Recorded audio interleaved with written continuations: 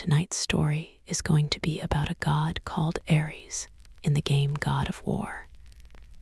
Fluff up your pillows, get comfy. The show is about to get started. Welcome to Gaming Lore for Sleep. Chapter 1, The Vessel of Ash.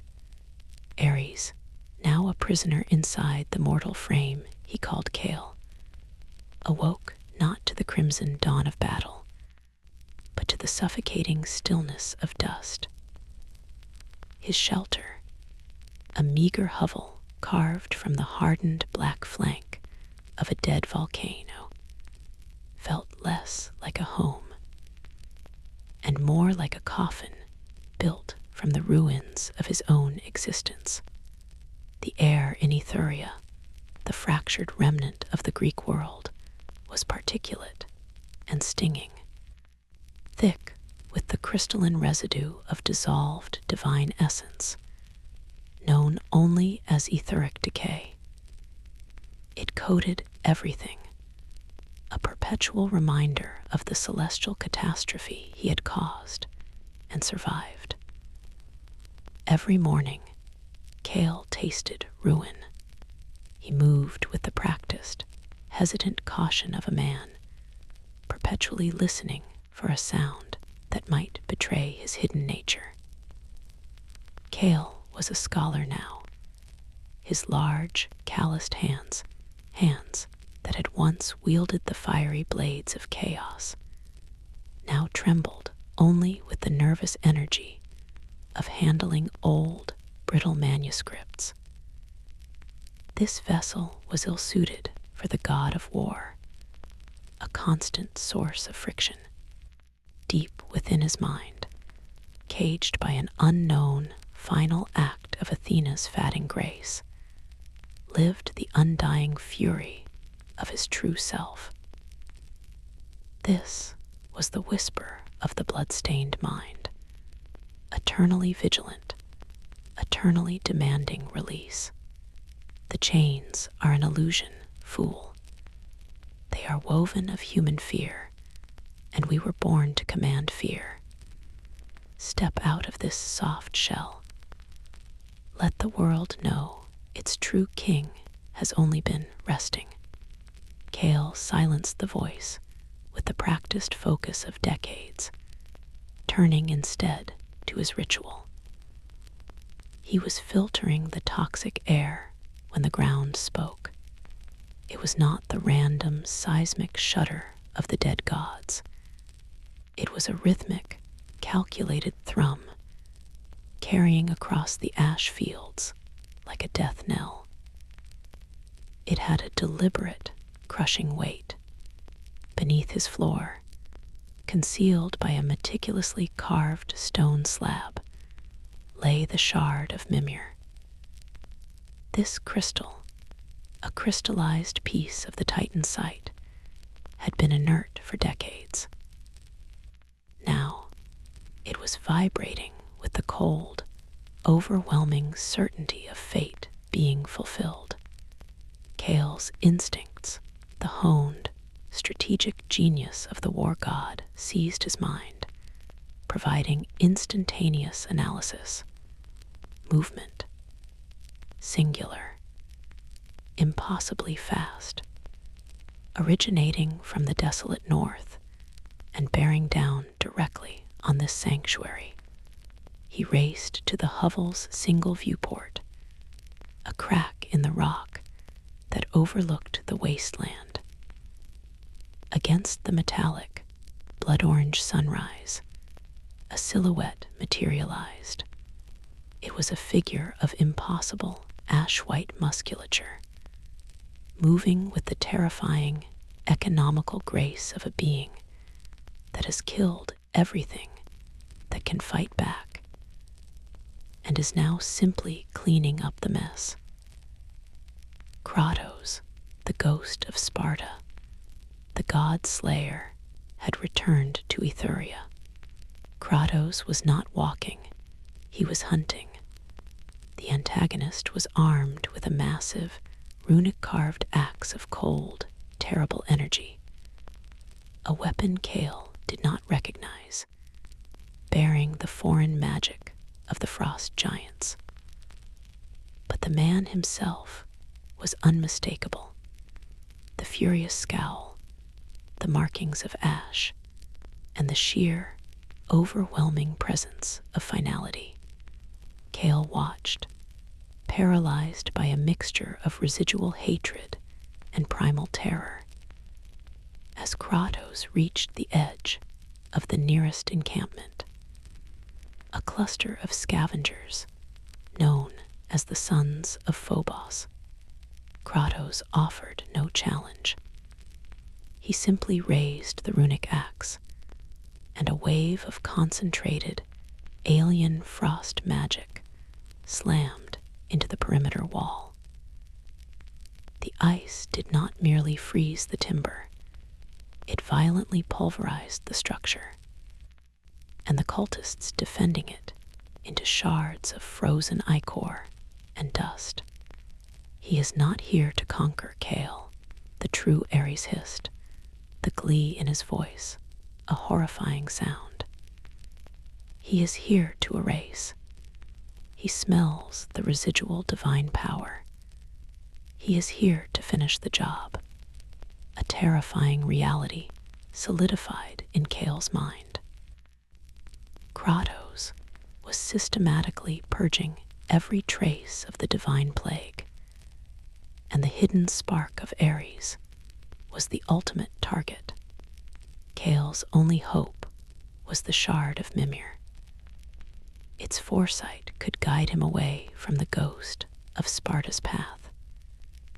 But retrieving it required touching it, and touching it meant drawing an immediate, massive influx of ether of conflict into his mortal system, risking the total, unstoppable possession by the monstrous god of war. He had seconds.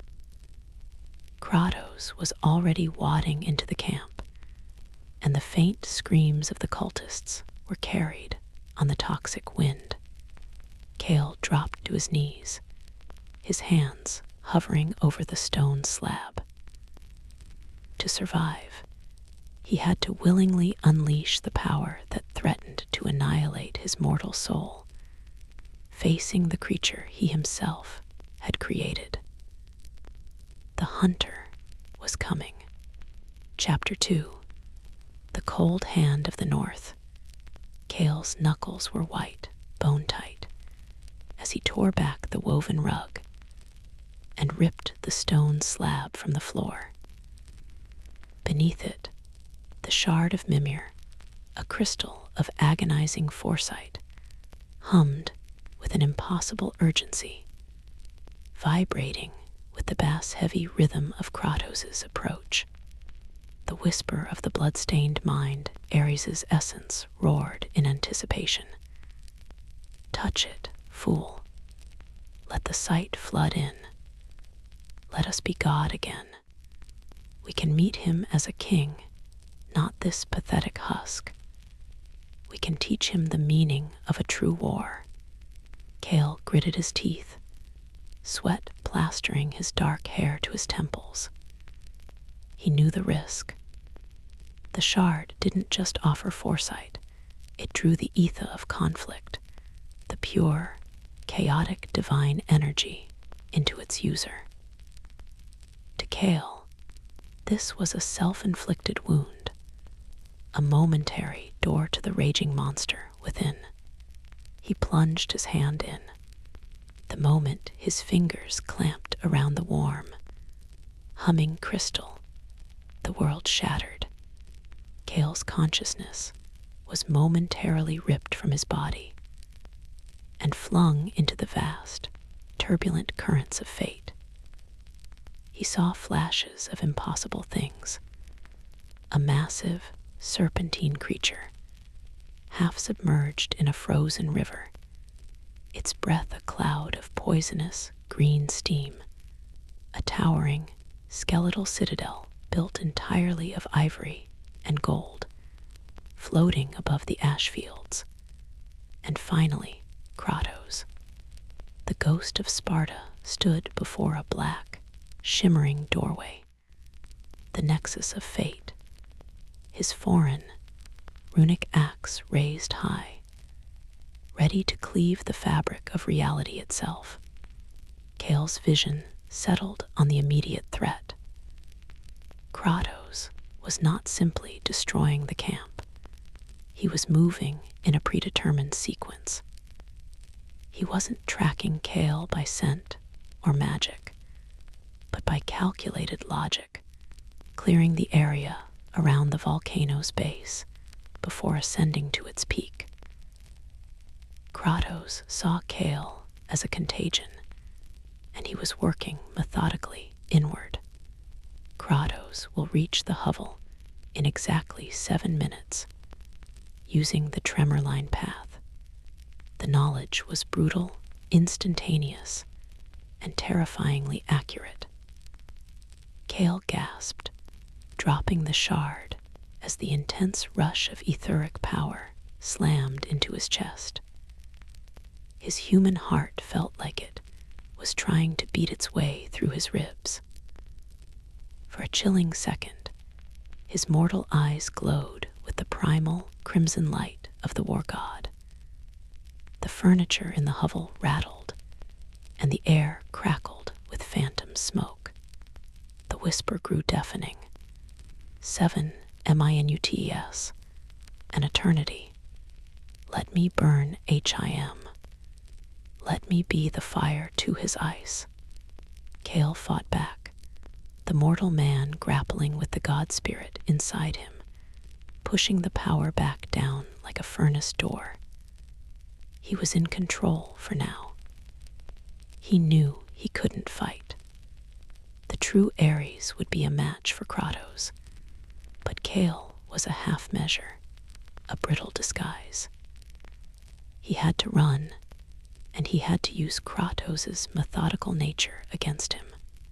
He frantically gathered his things, his mythography book, dried food, and a small, brittle packet of charcoal paper he had used for tracking the shifting geography.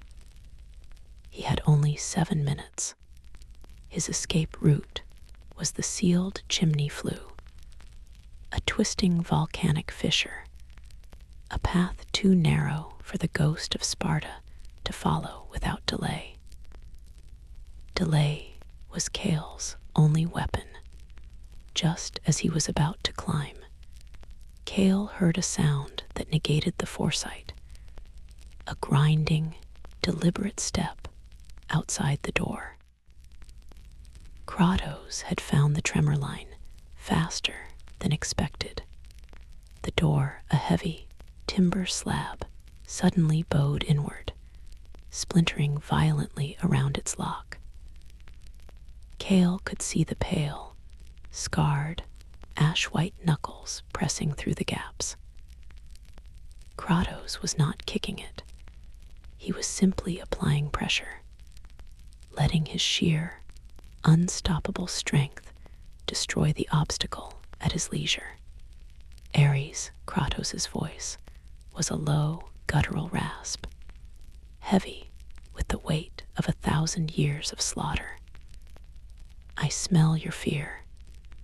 It is the only part of you that remains authentic. Kael scrambled up the chimney, tearing at the stone and mortar. He was too slow. With a final, shattering crack, the door exploded inward. Kael was halfway up the flue, his foot still visible, his back to the killer. Kratos stepped into the hovel, his shadow consuming the room. He surveyed the space, the spilled broth, the scholarly tomes, the faint impression left by the shard of Mimir. He registered the frantic, scholarly panic. Kratos did not roar or threaten. He simply raised the great, runic axe, the northern ice power humming to life, and spoke the final word of the chapter. Hiding, it is a new trick for the god of war. The colossal axe came down, not aimed at the chimney, but at the very foundation of the small hovel, guaranteeing a collapse that would seal Kael within the earth or crush him outright. Chapter 3. The Serpent's Scent. The shockwave from Kratos' runic axe did not just hit the hovel, it created a catastrophic geological failure. The chilling, foreign frost magic clashed violently with the dormant magma flow beneath, causing the rock to seize and splinter inward. Kael was instantly crushed. A heavy, jagged stone lintel, cracked by the sheer force, drove down across his waist, pinning him against the chimney wall. He choked on the acrid dust and the sulphurous heat, his mortal chest unable to expand against the pressure.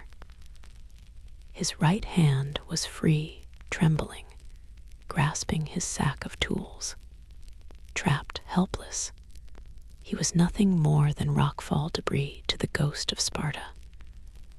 The whisper of the blood-stained mind became a scream of animal terror and divine outrage. He is going to bury us. He will leave us in the dirt like a broken toy. Fight, you fool. Become the god and die with glory, not as this whimpering, mortal thing. Kael ignored the voice, focusing only on the agonizing knowledge gained from the shard of Mimir. Kratos was waiting for the tremors to cease, ensuring the death was final. Kael had seconds before the Ghost of Sparta started digging to verify the kill. He remembered the fleeting vision, the colossal, serpentine creature rising from frozen waters, tied somehow to a bone citadel. Kael had no knowledge of this beast, this foe from a foreign saga, but Kratos did. That was the key. He had to replace the target of vengeance Ares with a target of existential threat, the serpent. With a final, muscle-tearing surge of effort, Kael retrieved a small, ceramic flask from his sack, a vessel containing highly concentrated, unstable etheric decay. It was his lantern fuel, a compound of pure, residual Greek divine energy. He uncorked it with bloodied fingers and threw it upward through the last remaining gap in the rubble. The flask detonated against a shattered support beam, releasing a plume of visible, crimson-tinged ether. It was a beacon, marking the area with the unmistakable, intoxicating scent of a god's essence. This would anchor Kratos' attention on this location, not Kael's escape route. Next, Kael tore a sheet of charcoal paper from his pack. Pressing his free hand against the molten rock of the fissure wall, he frantically traced a design onto the paper. It was a crude, but instantly recognizable, image of a giant serpent, its massive form coiled around a distant, strange architecture. He smeared the charcoal with the etheric decay, lending the drawing the illusion of true magical residue. He pushed the paper upward, fluttering it onto the top of the rubble, where the scent of ether was strongest. He waited, body crushed and lungs burning. The footsteps above paused. The Ghost of Sparta had found the bait. Kael was counting on Kratos' current, unknown objective being one far greater than merely killing a trapped, broken Ares. Kratos was a destroyer, yes, but he was also driven by the necessity of universal stability, even if his methods were brutal. A low, speculative grunt echoed from the collapsed cavern. It was the sound of a predator, considering a change of itinerary. Then Kael heard the deliberate, echoing thunk of the runic axe striking the ground outside the perimeter of the hovel. Kratos was moving, redirecting his focus. He had taken the bait. He was gone. Kael lay there for a long moment, the fear replaced by the chilling self-loathing that only a god can feel. He had survived, but only by utilizing the strategic genius of his darker self and exploiting the deeper, unknown purpose of his own annihilator. He had not won. He had merely been granted a reprieve. Using the last of his fatting divine strength, Kael managed to wiggle his trapped body free, tearing the remains of his tunic. He slipped into the dark, sulphurous safety of the volcanic fissure, descending into the mountain's belly, clutching the now silent shard of Mimir. His descent was long, guided by a strange, cold thrumming that was no longer the shard, but the fissure itself. The tunnel opened into a vast, damp cavern, where the air was suddenly clean and smelled of rushing water. He collapsed onto the cold, damp stone. His mortal body was broken, but his eyes carried a strange, calculating flicker of crimson in their depth. He had escaped the mountain, but he was now irrevocably committed to the war he sought to avoid. He looked up. He was standing on the precipice of a great, submerged underground city, its moss-covered stone towers rising out of a lagoon of perfectly still, black water. This was not the lie he had drawn. This was the entrance to the place he had seen in the vision, the home of the great serpent. He had baited the hunter with one myth, only to fall directly into the shadow of its terrible reality. Chapter 4: The Submerged City. Kael's descent through the volcanic fissure became a reckless, desperate plunge. He slid down slick, sulfur-laced rock, the darkness absolute save for the faint, intermittent glow emanating from the shard of Mimir inside his pack. The pain in his ribs was a constant, sharp reminder of his fragility, the ultimate liability of his mortal shell. When he finally landed, he fell onto cold, smooth paving stones, the air immediately cleaner and heavy with the scent of deep-water minerals. He had emerged into a vast, subterranean cavern, illuminated by a sickly, greenish phosphorescence that clung to the ceiling stalactites. Before him lay the submerged city, a spectacular and chilling remnant of the Greek pantheon's power. Towers of white marble, cracked but still impossibly tall, rose out of a lagoon of still, jet-black water. These were the ruins of Poseidon's citadel, dragged down from the sky when the god of the sea was slain. The water, undisturbed for centuries, was a massive, lethal trap. Pure, concentrated etheric sea rage. Kael recognized the architecture from ancient texts. The city was a monument to hubris, a vertical necropolis where the residual domain of a powerful god still reigned. A fine cage, the Ares voice whispered, its tone laced with reluctant admiration. We always knew how to build inescapable prisons, even for ourselves. Kael ignored the voice, retrieving his charcoal paper. He recognized the shape of the largest central tower, the throne of the trident. His vision from the shard had shown a skeletal citadel built of ivory and gold.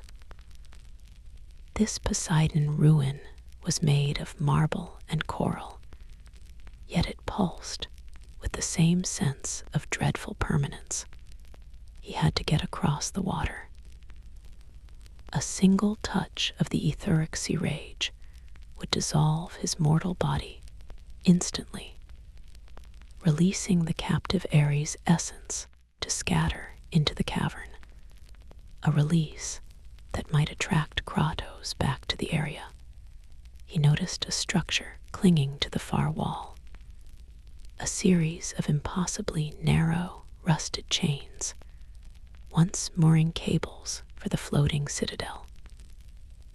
They stretched from the cavern floor to a high, dry ledge, leading toward a dark exit. His current location, near the water's edge, was exposed. He had to assume Kratos would eventually double back, recognizing the serpent trail as a false flag. Kratos understood Greek desperation as Kael began to cross the paving stones, planning his route to the chains. He heard the first sound not related to water or rockfall. It was a faint, echoing clinking. It was the sound of metal scraping against marble, a noise that spoke of careful, professional movement. Someone else was already in the submerged city. Kael flattened himself against the base of a fallen marble column, pulling his tattered cloak around him. The clinking continued, growing closer, accompanied by the low sound of muffled, almost reverent chanting. A figure emerged from the shadow of a colossal, broken statue of a merman. A woman, entirely clad in intricately wrought bronze armor that gleamed faintly in the phosphorescent light. Her helmet was shaped like a stylized, snarling lioness, and she carried a massive, two-handed curved blade. She was not a scavenger.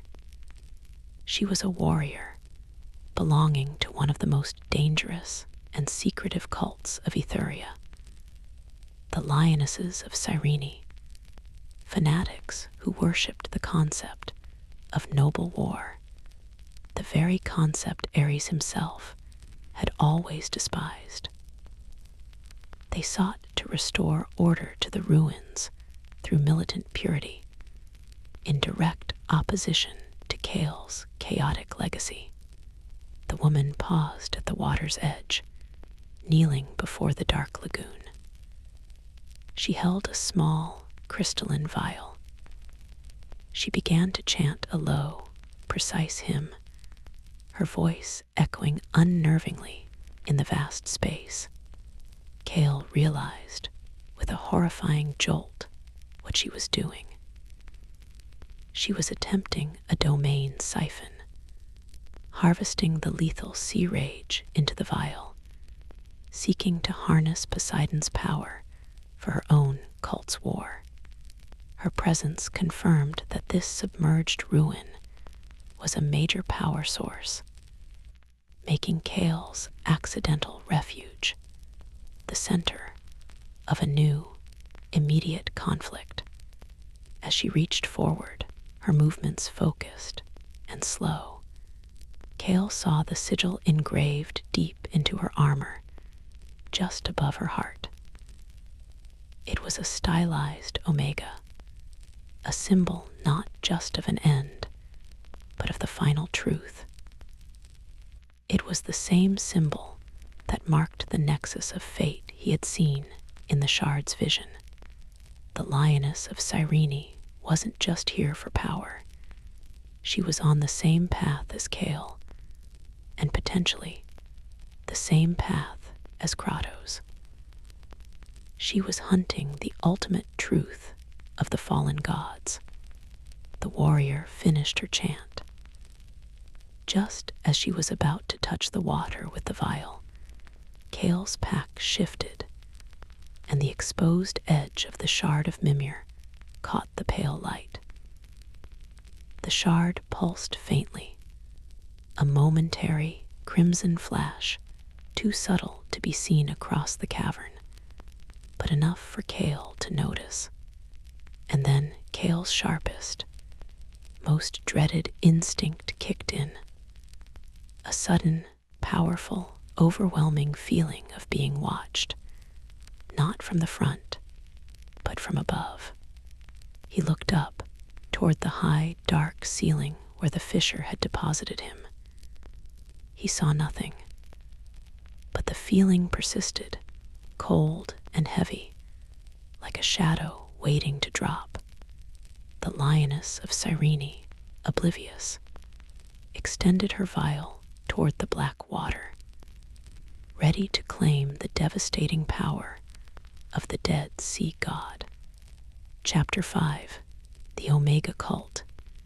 The bronze-clad warrior, the lioness of Cyrene, knelt by the lethal black water, oblivious to Kael's presence and the impending shadow.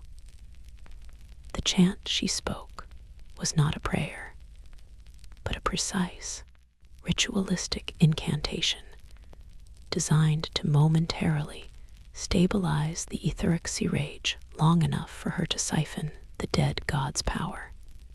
Kael watched, his breath shallow, his body still protesting the trauma of the collapse. He recognized the efficiency of her movements, the utter lack of fear before a power that could dissolve bone. This was not mere fanaticism. It was discipline forged in the crucible of post-divine warfare. She seeks power, Kael. The kind of power that made us a god, the whisper murmured, a flicker of professional interest in its tone. Let her take it, then we steal it. It is the proper way of things. Kael tensed, knowing any move would trigger the dormant Ares. He focused on the sigil on her armor, the Omega. He remembered his foresight flash, Kratos standing before the nexus of fate, a swirling black door marked with the same symbol. The lionesses weren't scavengers. They were a cult dedicated to reaching this nexus, believing that by collecting the residual power of the slain gods, they could rewrite the end of the world.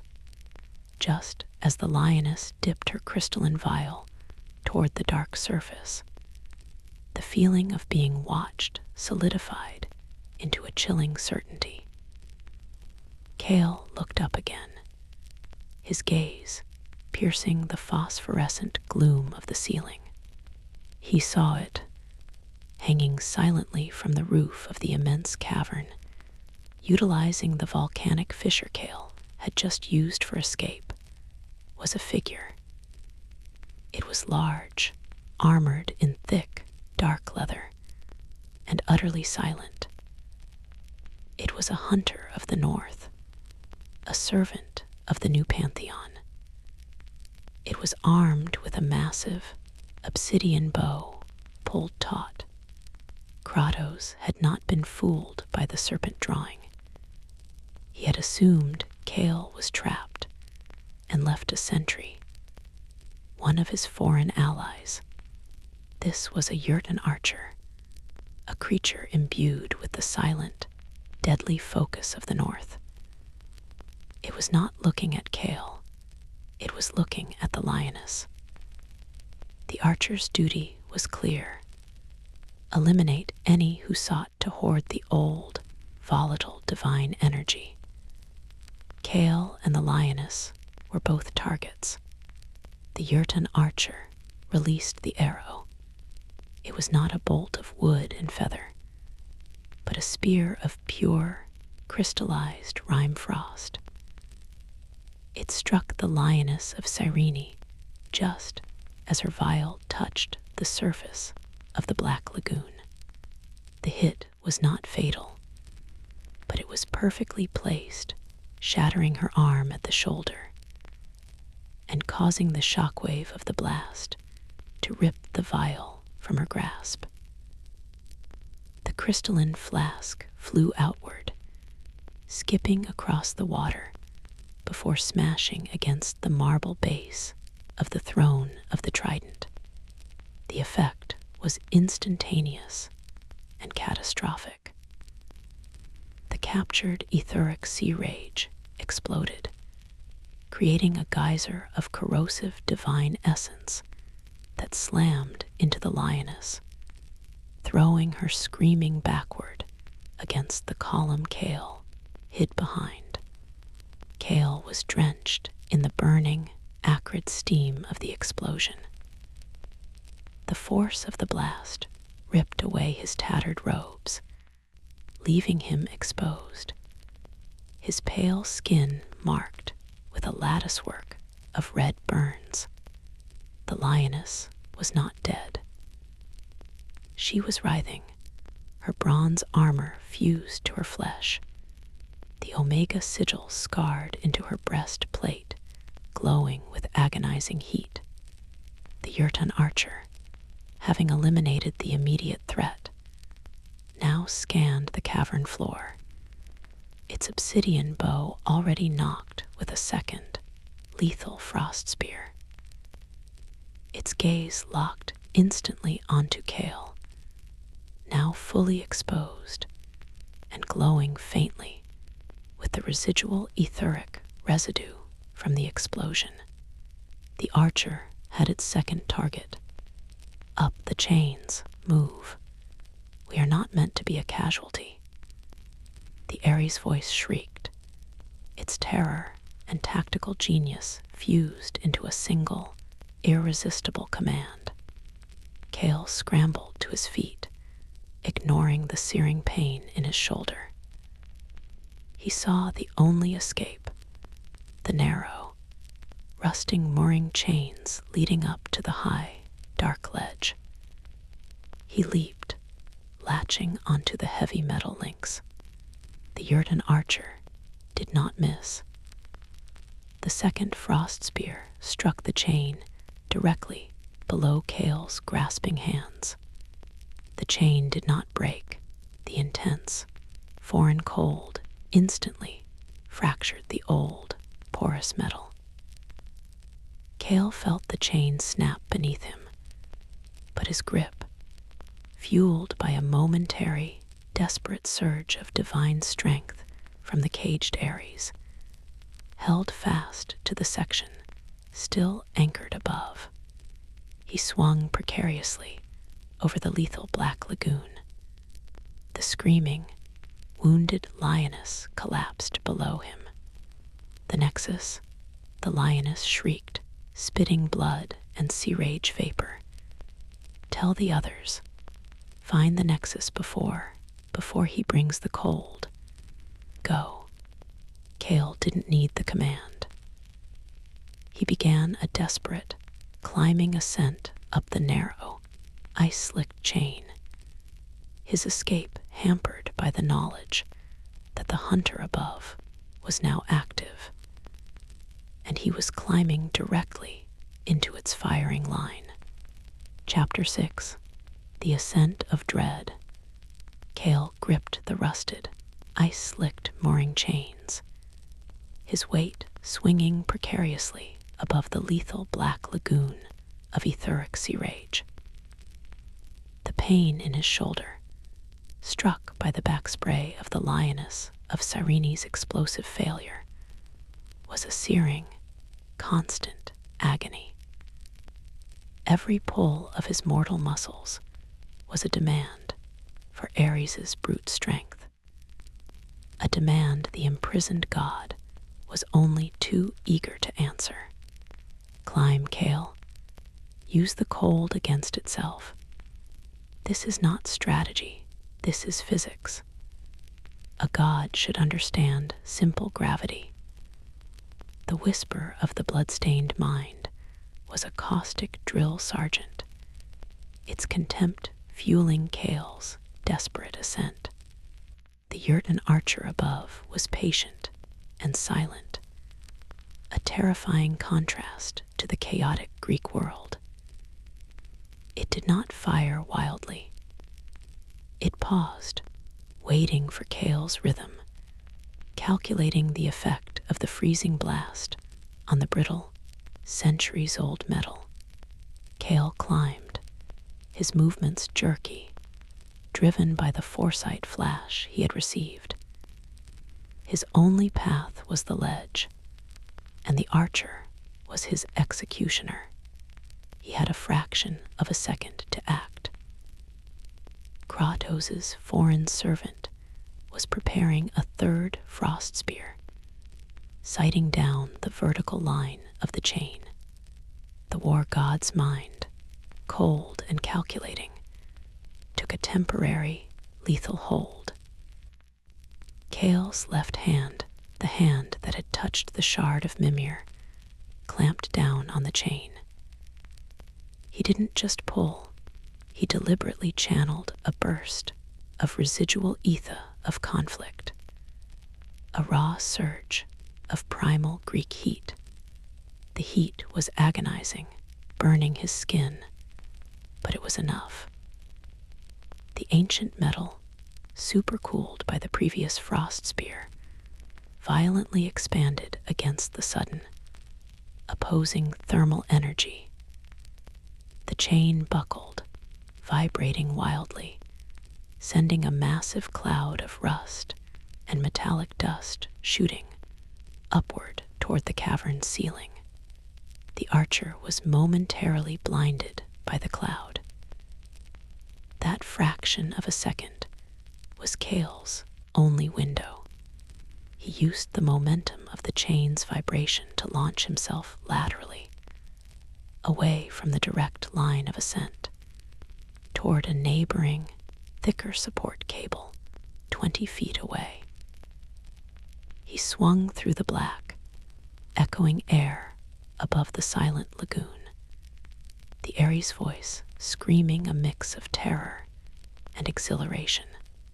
He slammed hard into the secondary cable, his ribs protesting violently, and began to climb again, faster now, fueled by the adrenaline of his risky maneuver. As Kael reached the halfway point, the lioness of Cyrene, wounded but alive below, began to stir, dragging her shattered body toward the base of the column. The nexus. They cannot reach the nexus, she croaked, her voice raw.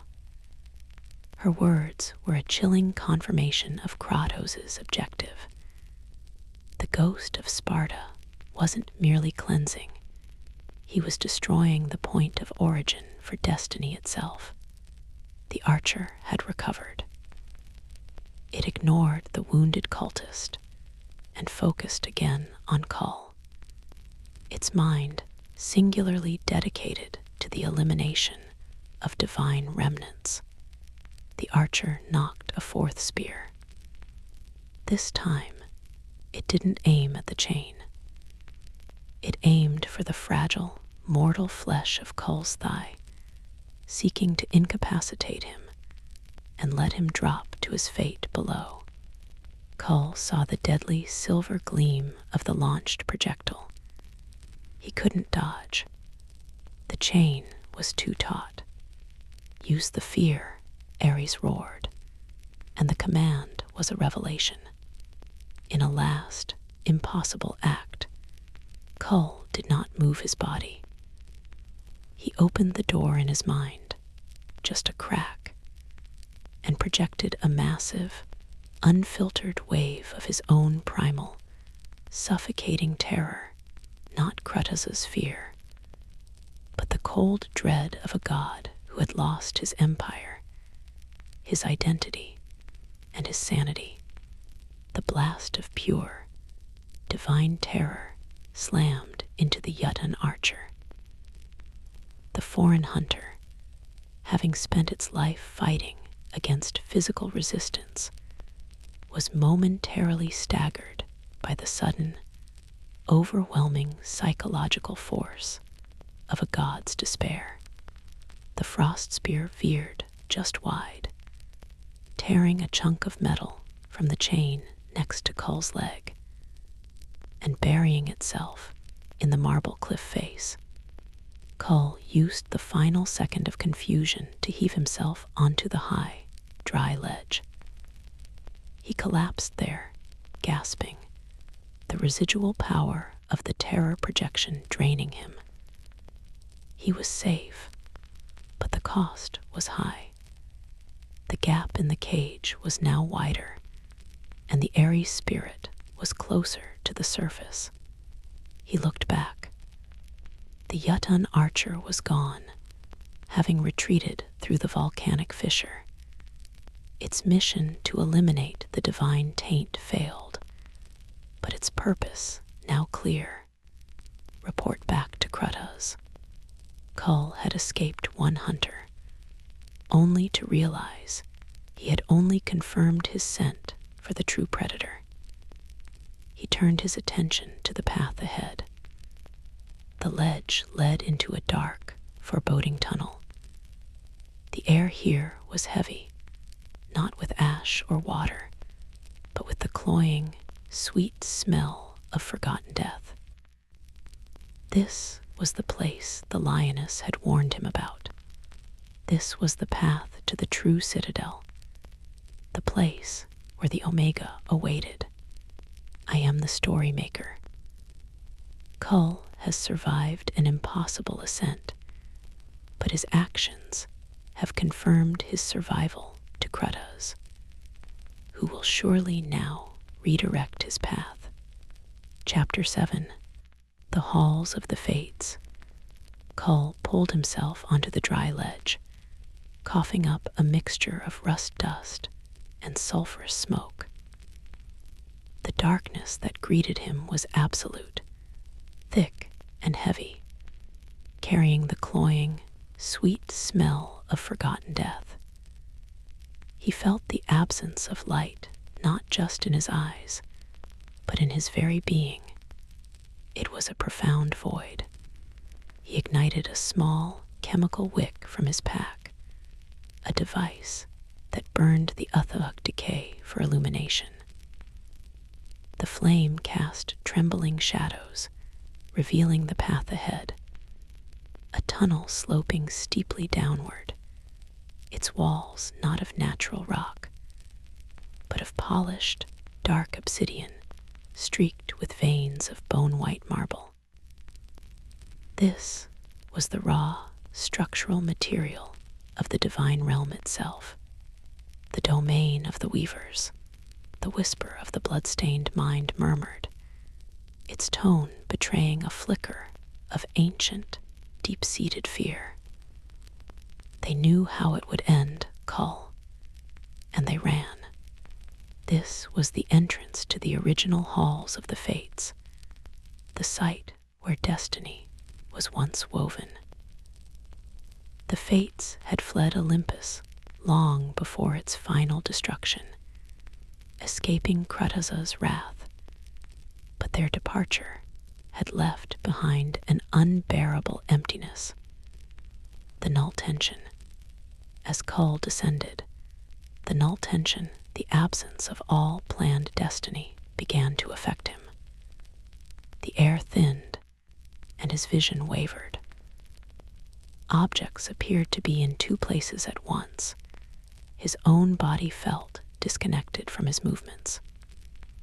He realized the path he walked was not a fixed, linear tunnel, but a constantly shifting, non-Euclidean space carved by the fates' frantic retreat.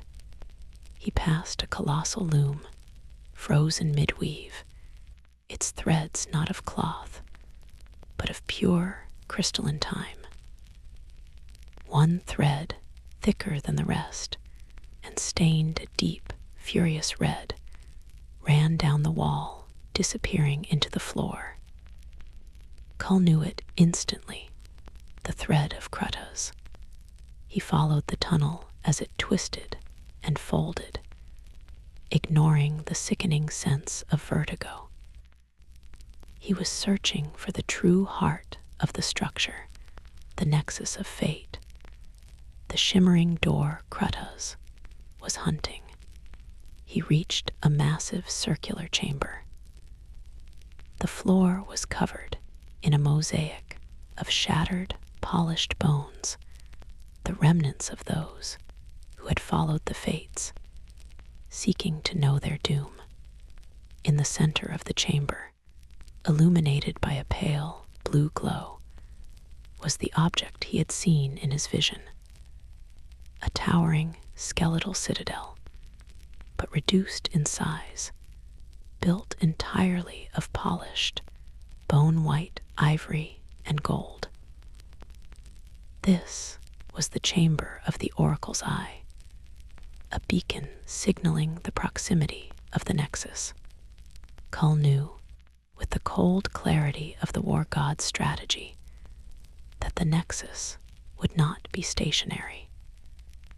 The fates would have made it mobile, a flickering distortion moving within the null tension to escape Kratos. He stopped, scanning the chamber. He noticed a faint, almost invisible, shimmering in the air near the bone citadel, a distortion that warped the blue light. It was the mark of the Nexus, the doorway to the ultimate truth of their ruined world. Just as he raised his light to approach the shimmer, a sound echoed from the high entrance behind him, the entrance he had just sealed with his desperate escape. It was the sound of rock being pulverized, not by explosion, but by raw, terrible force. Kratos was here. The Ghost of Sparta had followed the Jotun archer's report, tearing through the collapse of the hovel, leaping the deadly lagoon, and ignoring the terror projection. He had entered the halls of the fates. Kael had gained a few hours, not a full day. He flattened himself behind a pile of shattered marble. Kratos appeared in the doorway, a pale, ash-white titan against the dark obsidian. The Ghost of Sparta paused, sensing the null tension, but unlike Kael, Kratos' mind seemed utterly untroubled by the absence of destiny. His vengeance was his only fate. Kratos immediately spotted the shimmering distortion near the bone citadel. He walked with measured, relentless steps, his runic axe held low. He had no time for Kael. His focus was entirely on the Nexus. He is ignoring us. He sees us as insignificant, the Ares voice hissed, wounded pride overriding tactical caution. A slight, the greatest slight. Kael had to draw his attention. He couldn't let Kratos reach the Nexus. If Kratos accessed the ultimate truth, he would gain the power to permanently extinguish Ares' essence, erasing the war god from existence entirely. Kael scrambled to the frozen loom of time, grabbing the thick, red thread of Kratos. He pulled hard, pouring his last reserves of Athalic power into the line. The thread screamed, vibrating violently. The effect was instantaneous and shocking.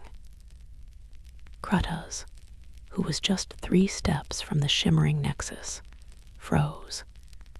The act of altering his fate, even slightly, snared his attention.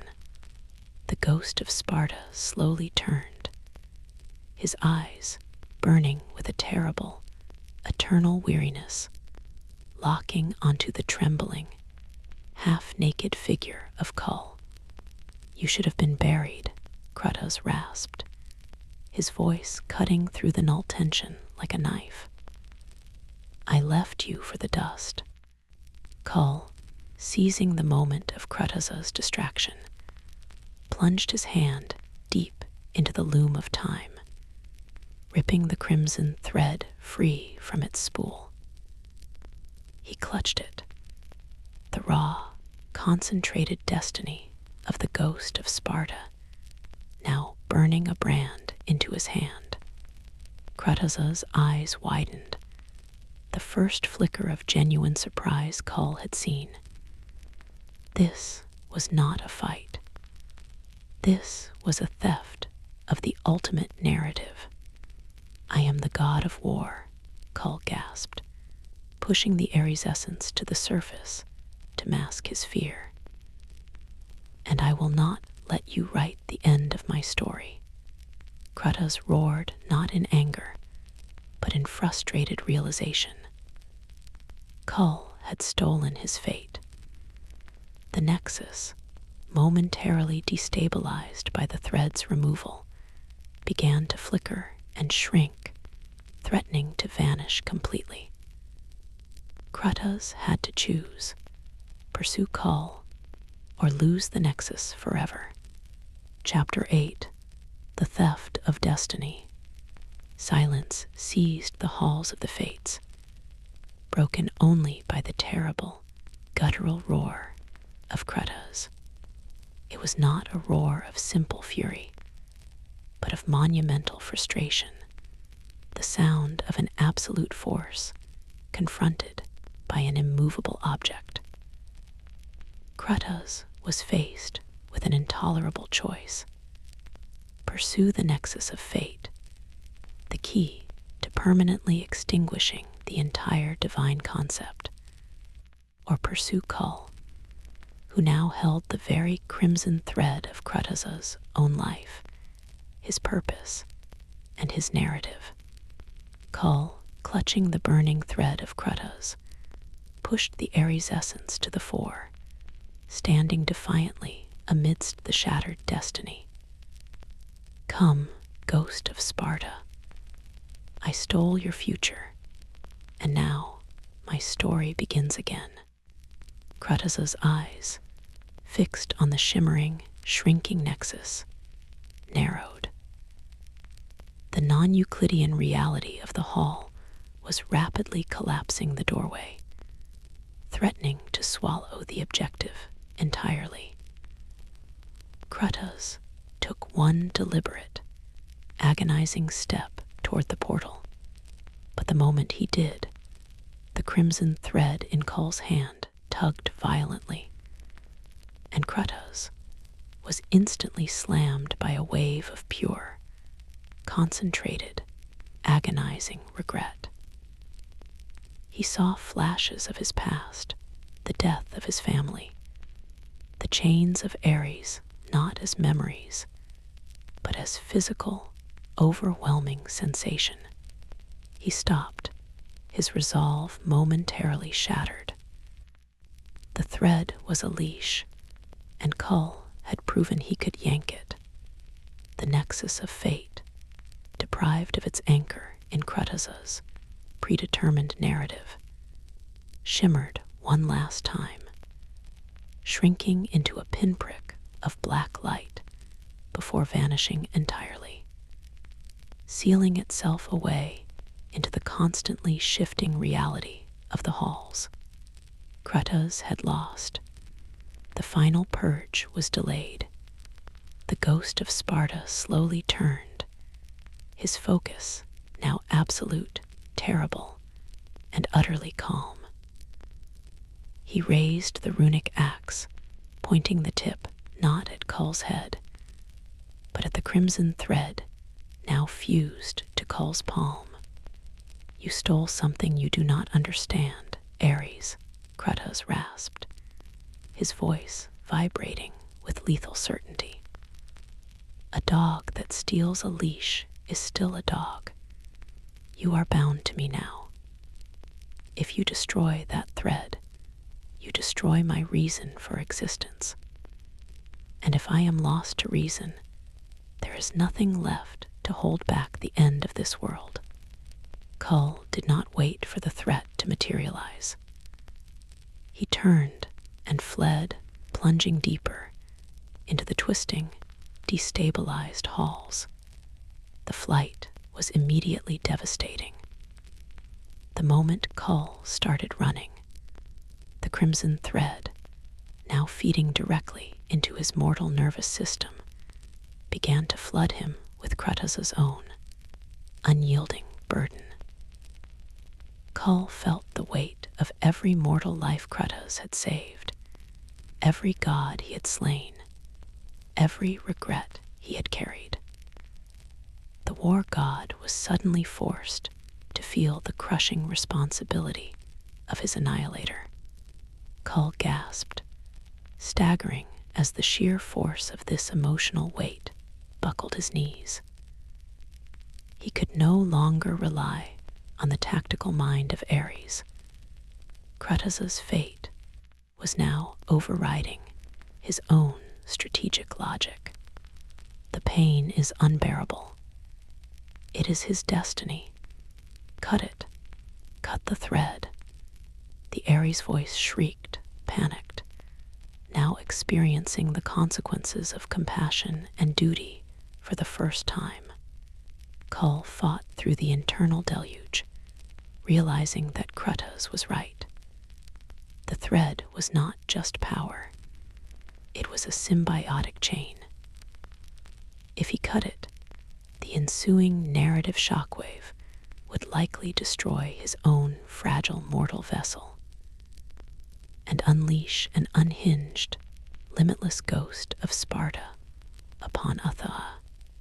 He scrambled into a narrow, twisting corridor of dark, polished stone, the walls warping and shifting around him. He needed time to understand the weapon he now wielded. Kratos did not run. He walked. The rhythmic, heavy thump-thump of his boots echoed through the non-Euclidean space, sounding as if he were just steps behind, no matter how far Kael ran. Kael needed a true sanctuary, a fixed point in this impossible reality. He remembered the deepest layer of his foresight flash, the massive, serpentine creature, far beneath the surface. He looked down at his burning hand, the crimson thread disappearing into his flesh. He had to lead the antagonist on a path he couldn't follow, a path that would break the methodical hunter's relentless pace. Kael found a break in the obsidian wall, a fissure leading steeply down. It was wet, cold, and smelled of the frozen north, the antithesis of the Greek heat. Kael didn't hesitate. He dropped into the opening, using the raw, overwhelming force of Kratos' vengeance, now his own, to propel him into the unknown depths. He was diving into the path of the colossal serpent he had warned Kratos about, hoping that the complex, foreign threat would finally force the Ghost of Sparta to change his strategy. Chapter 9. The Great World Coil. Kael dropped through the ice-slicked fissure, the stone walls too close, too cold. The descent was a violent cascade into an abyss that smelled of salt, musk, and unimaginable size. He was guided not by light, but by the relentless, cold pulse of the thread of Kratos, the crimson string of destiny now fused to his palm. The thread did more than just bind him. It was an open conduit to Kratos's entire history, his psyche, and his colossal burden of regret. As Kael fell, he experienced every death Kratos had caused, every sorrow he had suppressed. The pure, unadulterated weight of Mplanoa of vengeance was crushing the frail shell of the scholar. We cannot breathe. The sorrow will kill us. The whisper of the blood-stained mind was no longer arrogant or tactical, but desperately begging for relief. Cut it. Let us be free. Let him hunt the empty shell. Kael ignored the plea. He needed the thread. The crushing weight was a compass, guiding him toward the one thing Kratos could not ignore. He slammed onto solid ground, an expansive, frozen beach within a cavern of breathtaking scale. The walls were not rock, but immense, curved plates of ice, stretching up to a ceiling lost in the glacial fog. In the center of the cavern lay a vast, frozen lake, and rising from the center of that lake was a structure Kael recognized instantly from his fleeting foresight. A towering, skeletal citadel built entirely of ivory and gold.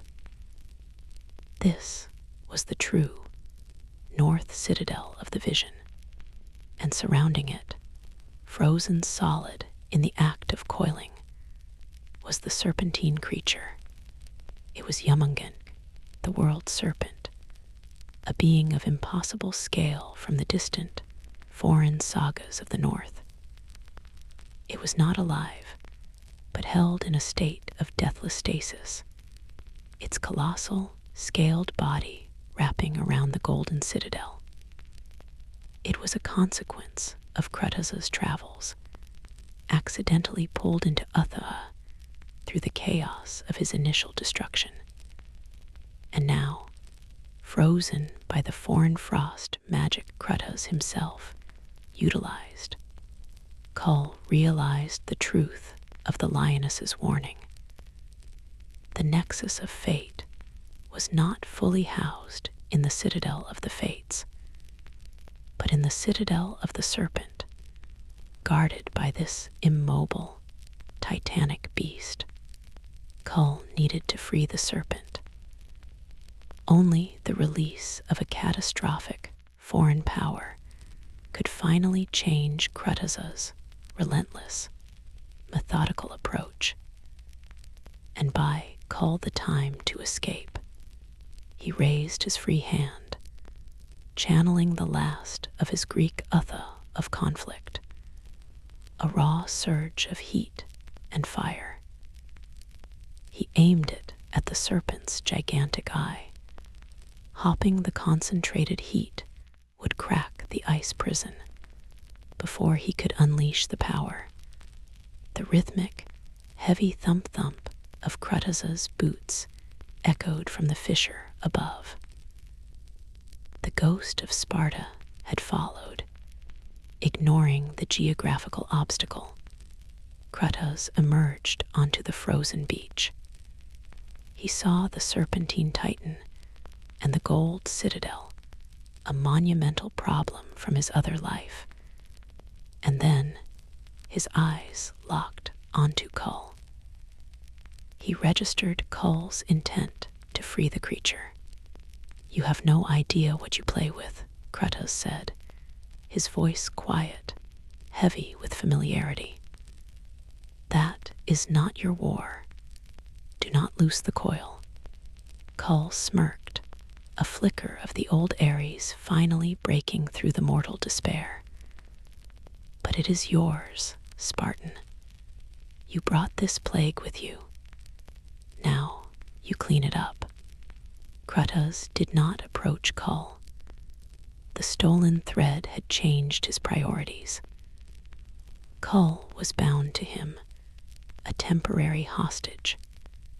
But the serpent was a threat to the world Kratos now sought to preserve.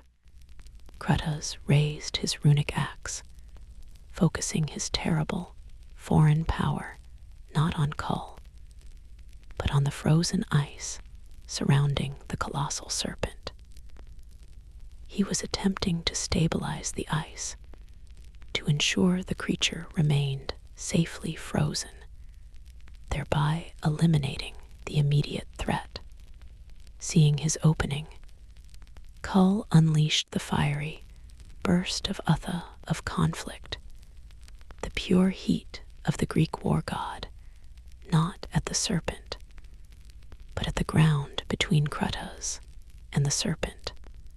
The blast of Greek heat and the frost magic clashed violently. The resulting thermal shock caused the cavern floor to buckle and crack. A massive, deep fissure opened between Kratos and the serpent, creating a lethal, impassable chasm. Kratos was momentarily separated from his target. He looked across the fissure at Kael, his face a mask of weary, contained fury. Kael had forced him to choose: leap the chasm and fight Kael for the thread, or stay and stabilize the serpent's prison. "You may have my fate," Kratos said, his voice flat with finality. "But you will not escape the end." Kratos turned his back on Kael, raising his axe. He began to repair the damage to the ice floor, focusing on containing the serpentine threat.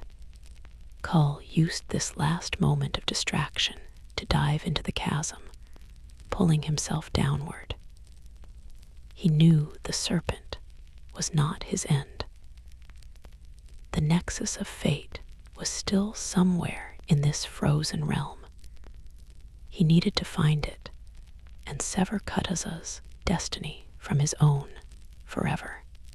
Chapter 10: The Final Weave.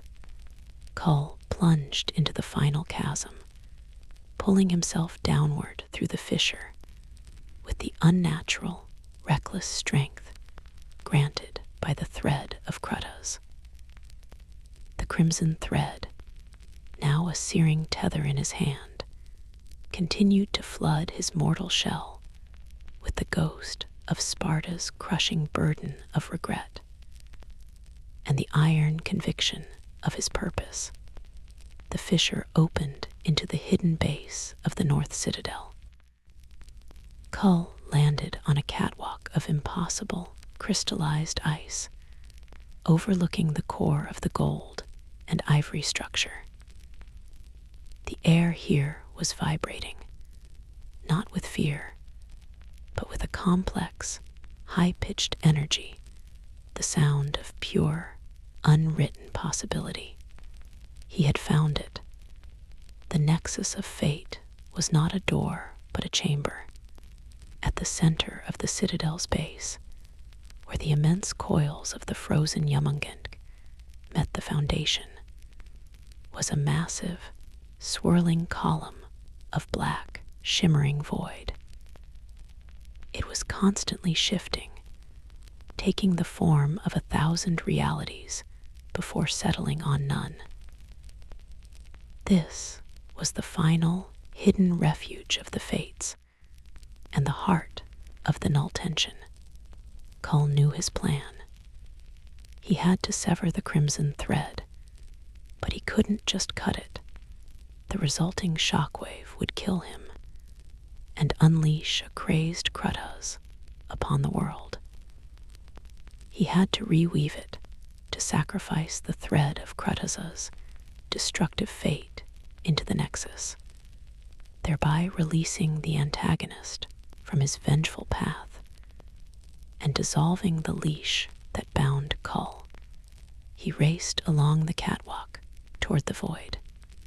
"If you do this, Ares is free to return."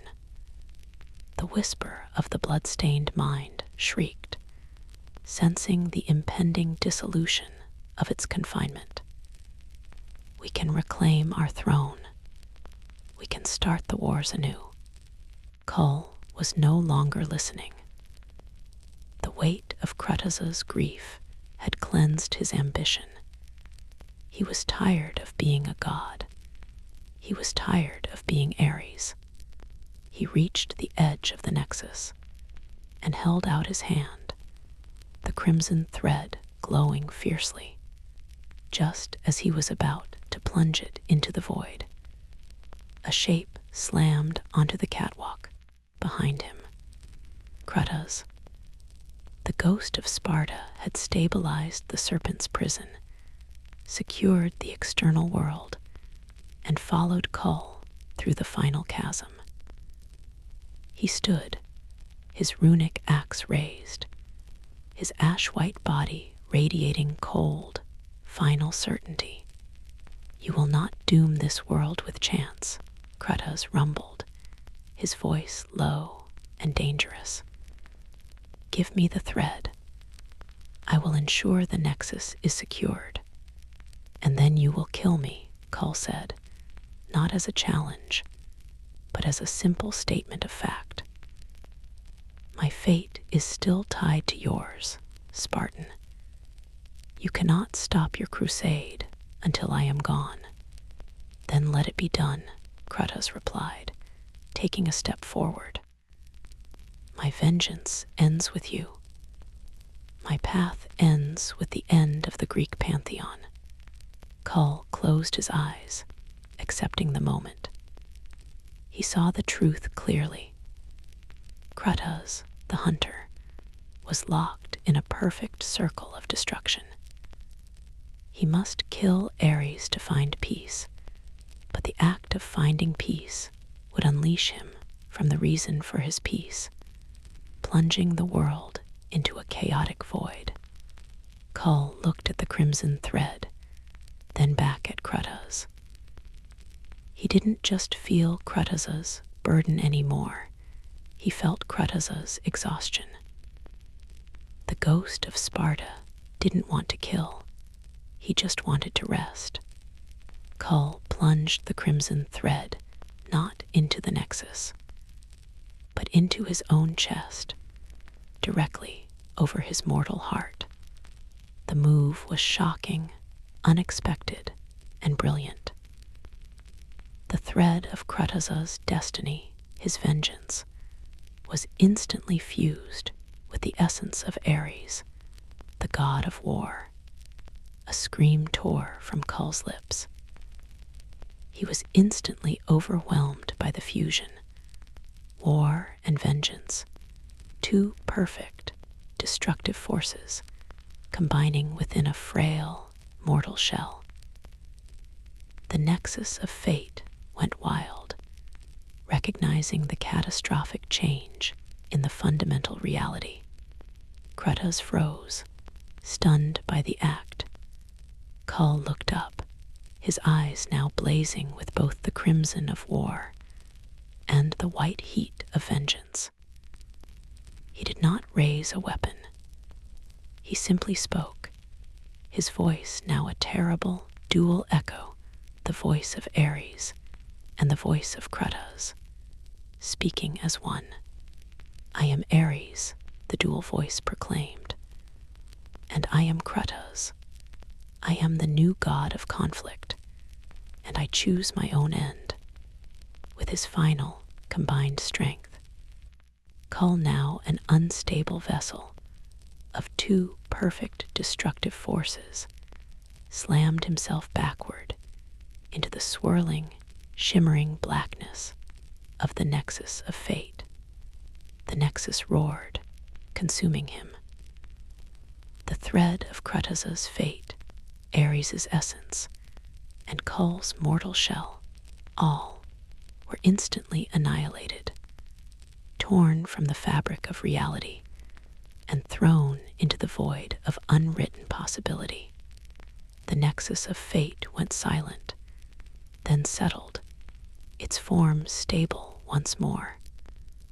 The null tension of the chamber vanished. The world had an end again. Kratos stood alone on the ice, his runic axe dropping to his side. The oppressive burden of regret, the weight of his destiny, was gone. The vengeance was finished. The Greek pantheon was finally, irrevocably silent. He looked into the stable nexus, which shimmered with a pale, hopeful blue. He had not found peace by killing. He had found it because his enemy chose to kill himself for the sake of the world. Kratos turned, walking back along the ice catwalk, his footsteps slow and heavy, no longer driven by vengeance, but by a quiet, profound loneliness. He had won the war, but he had lost his narrative. He walked past the colossal, silently frozen serpent. He walked back through the halls of the Fates, which were no longer twisting and dark, but fixed and illuminated. He walked out into the ruins of Ætheria, a world still broken, but now free. Kratos, the Ghost of Sparta, was finally finished. His saga was over.